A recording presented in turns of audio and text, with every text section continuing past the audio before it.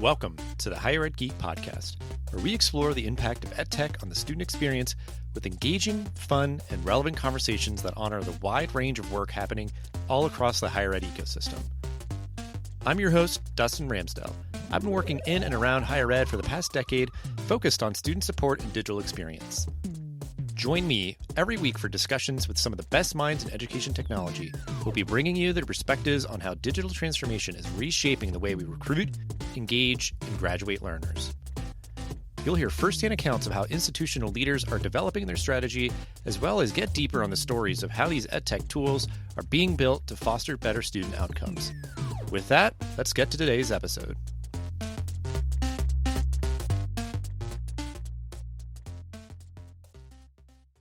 Hello, everyone, and welcome to this episode of the Higher Ed Geek Podcast, episode number 313, with Shana Holman from Pathify. I got connected with her specifically at EdTech a few months ago, put out a good LinkedIn article with using an interview that I did with her, talking about kind of what's happening at Pathify generally. But this conversation specifically is talking about their recent student digital experience survey, a really great insight into kind of student preferences, demands, needs when it comes to the digital experience at institutions. Always love talking about this stuff. Always been a big fan of Pathify and everything they're doing to elevate these sort of conversations and how you create very student-centric kind of digital ecosystems that are interconnected, intuitive, seamless, all that good stuff. Definitely go check out the Student Digital Experience Survey from Pathify, linked in the episode description. Definitely get connected with Shana to keep the conversation going. Without further ado, this is episode number 313 with Shana Holman. Excited to have this conversation with you. We interacted at the EdTech conference recently, I guess a couple of months ago at this point, but had a great conversation there, and folks can get some insights to kind of complement this episode on LinkedIn. I'll share that in the episode description, but yeah, would just love to kick things off here. Shana, if you want to briefly introduce yourself, your professional background, and then we'll get into more of our conversation around Pathify's recent Student Digital Experience Survey, will be the grounding for our conversation here today. Okay. Thanks, Dustin. Yes, we had a great conversation at EdTech to kick off this next conversation, so excited to continue that. My name is Shana Holman. I'm head of strategic engagement and alliances at Pathify.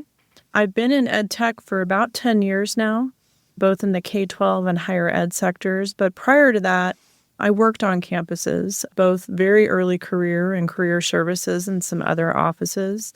But then throughout some phases of my career, I have my master's in education. I've been an educator and administrator.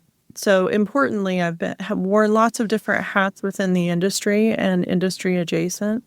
But the through line in my career is always trying to enable a better experience for folks who are seeking higher education. So students, staff, faculty, administrators. So that's a little bit about me. My previous role at Pathify was leading our customer success team. So I've worked really closely with many of our customers, heard from them on their experience, and bring that to bear in a lot of our conversations as well. Yeah, and I think I say this pretty much every time, but I feel like it bears repeating. When we have these sort of surveys to get insights directly from students, it's so important to have that foundation versus making assumptions that either are just like anecdotal things, like, because I think we've certainly had a lot changing in the past few years. Appreciate you and the team there taking the time to do this and put it out. And can you explain briefly the survey and just like how it came about? Yeah. I'm happy to. The great thing in EdTech is people are building and shipping and putting things in market to make a difference. Measuring that difference and understanding the experience is vital. So on that note, we completed a digital experience survey in 2025, and that really came about because we saw a huge gap between the seamless digital world that students live in on the day-to-day basis and the digital maze that they start experiencing when they transition to a higher ed experience. We partnered with Thrive Analytics and surveyed over 1,000 college and university students to move beyond those anecdotes and the quotes that we get, which are great, but to really study the cost of that digital friction. So what we found is that digital friction isn't just an IT inconvenience. It's really a systemic barrier, and we'll talk about that today further, I know, to student success, student engagement, academic progression, and social belonging. So those are some of the core value props and things that we'll talk about coming out of the survey. We know that when technology is siloed, it doesn't make it just hard to find a bill or hard to pay your parking ticket. It creates actual barriers to students finding a community and completing the things they need to do on the day-to-day basis. I think that's a good sort of North Star, that idea of trying to put it in dollars and cents, or just really quantify how big is this issue, what is the issue, and what really is the impact. And I think this is probably where a lot of people maybe kind of could instinctually understand what is precipitating these sort of results. But I'd like to hear you put it in your own words about what do you think is driving this overwhelming demand from students for unifying digital platforms, and why is it so hard for institutions sometimes to achieve that? I think there's a natural progression that's happened, certainly when we talk about it a lot in EdTech post-COVID, but it was starting to happen prior to that. It was just accelerated by the shift to online learning and buying a bunch of tech to support that shift. We really break it into 4 core pillars right now. And I think the core question is just what you said. Why is this driving such an overwhelming demand from students to change this now? And I'll talk about 4 things and root us in those 4 things. First of all is the experience gap. And you'll hear us weave that throughout the conversation today. Students are not comparing their institution's portal to other institutions. They're comparing it to what they experience in their consumer tech and that they use all day long, every day, and it's become extremely intuitive, obviously, and algorithmically driven. So if you take that experience in like a Netflix or an Amazon or a DoorDash or an Uber, and then that experience at their institution, there's a huge cognitive gap. Wow, this is a lot more difficult. I'll root this in data as well. 59% of students say that their campus tech doesn't measure up to those consumer giants, and they believe it should, or it should be approaching that. So their expectations are up there, and they should be. The second thing is the cognitive load. Students are being forced to constantly system hop. In my brain, I call this switching gears constantly, and there's a cost for that. So 2/3, 66% of students have to jump through multiple links and platforms just to complete one single task, much less the multiple tasks that you're doing on a day-to-day basis. So if they're paying a bill, paying a parking ticket, very importantly, registering for classes, they're typically going through anywhere from 4 to 10 systems to do that. They want a single pane of glass to reduce that mental tax. So that's number 2. There's a barrier built by all of these legacy silos. Most institutions are built on siloed tech. The registrar has one tool, financial aid has another tool, parking services has another tool, and finding it sometimes is almost impossible. So those legacy silos have created barriers. The other barrier is stakeholder management. The complexity in institutions has created a lot of complexity that has translated to students as well. All of these folks have made interesting decisions and decisions that are right for their departments. But managing those decisions and those stakeholders is difficult as well. Students feel that, and it's a trickle-down effect for sure. I have 2 students in higher ed right now, one in undergrad and one getting ready for grad school. Their expectations have changed because the pressure on students has changed. Many students are learning in a hybrid environment still, both because they need those classes or they're working and learning. They have re-entered school. We have more students re-entering college after pausing out than at any other time in history. So students are feeling the pressure as well to be able to operate at this level, and translating this experience to them is really vital. So there's a lot of pressure and overwhelming demand from students. I don't think it's wrong, but I also recognize on the institution side, there's a lot of complexity in driving change. So we want to be mindful of that as well.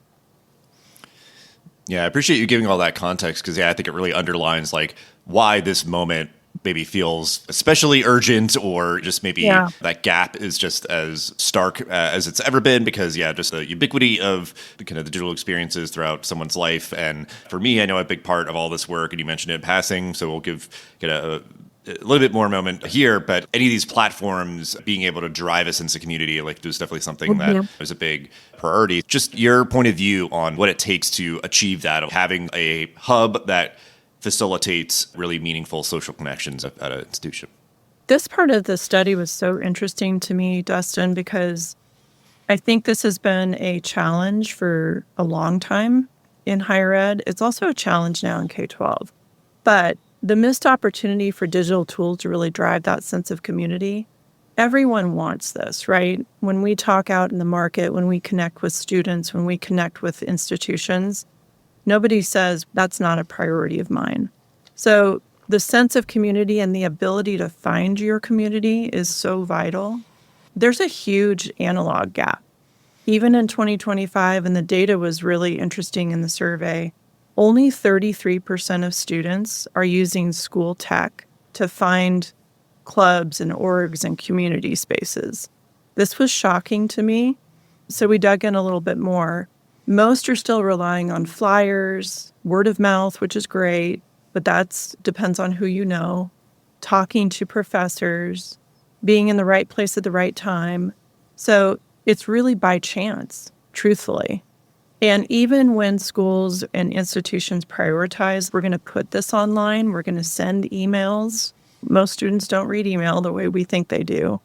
It's a huge, massive missed opportunity to engage all types of students. And I just spoke about how many students are hybrid or online or non-traditional. Lump the traditional students in here too. This would serve all students regardless of modality. And regardless of what happens in the future, I'm always thinking about the future-proofing part of this as well. The gap has only widened post-COVID, which was also interesting. After returning to, quote, traditional school, students still haven't returned to clubs and orgs in the same volume and participation rates. And they now have that paired higher expectation for their digital experience. So they're looking for clubs and orgs online first, even if they desire to go in person. And I can speak to that. One of my students, she was looking online first. Hey, I'm a psychology major. I'm a this minor. I want to find this club. If you can't find it online, they're very unlikely to go find it in person. All right, let's take a quick break for a word from our sponsor. Forsyth Technical Community College was juggling siloed systems, fragmented data pipelines, and manual workflows across marketing, admissions, and CRM operations. Then they deployed Bolt Agents, Element 451's AI workforce platform. The result? These agents handled over 80% of student inquiries independently, saving 183,060 human minutes, and cutting call volumes by 14% within just 1 week of rollout. Curious what your AI teammates could look like? Try an agent today at element451.com/agents. That's one aspect of it. The other thing that I think is so interesting is there's a silent campus problem. And what I mean by that is peer-to-peer communication is very different and continues to be.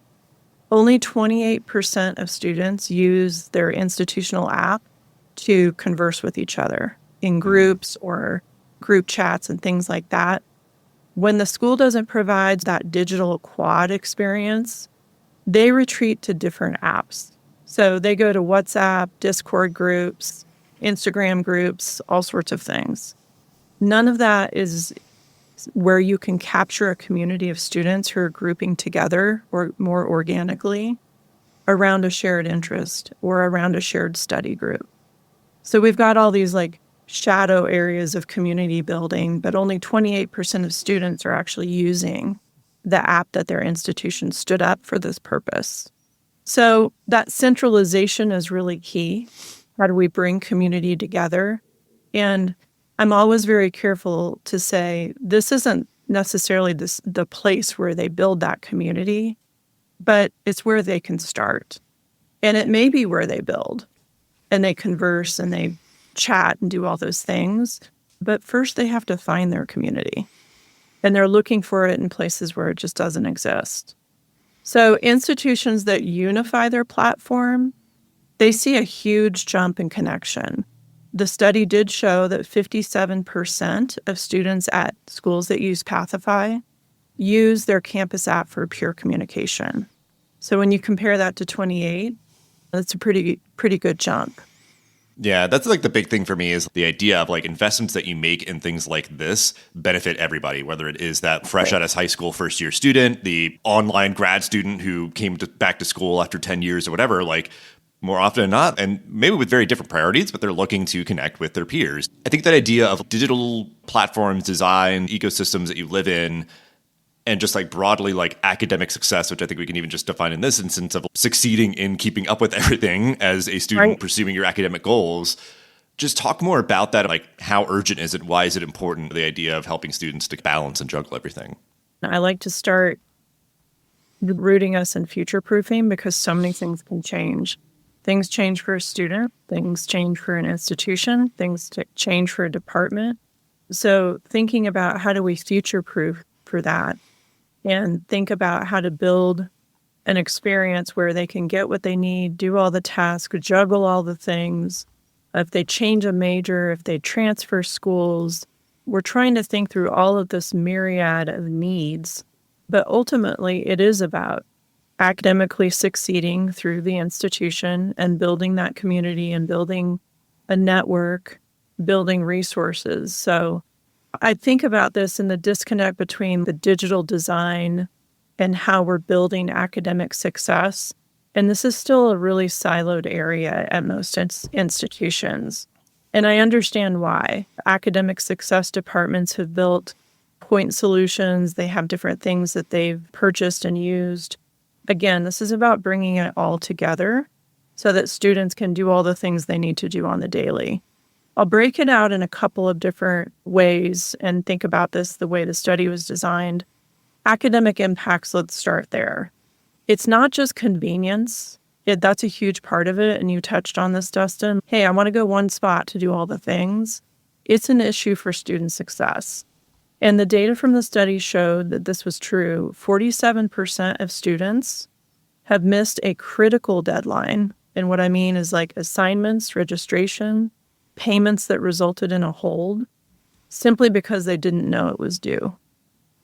And obviously, we've all done this. If you get a notice or an email or some other point solution that you've got to log in 3 times, you're probably going to miss it. I know I'm going to. So 47% of students missed something that was critical, and that's huge.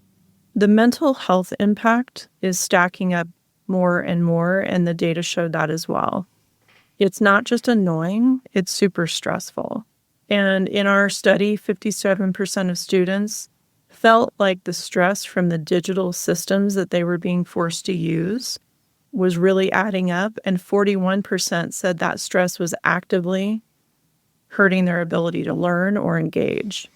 When you're stressed about the things you're missing or wondering if you're missing it, you're just completely disengaging somewhat from your ability to focus and learn. You hit on this, and I want to hit on this as well, the equity gaps. The need is super urgent because you named all of the different types of learners that we have. We want to make sure that we're serving them equitably.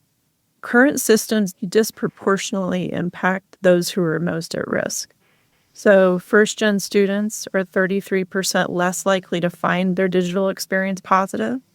Many of them don't have the support or transitional knowledge from high school to know how to dig into their digital experience.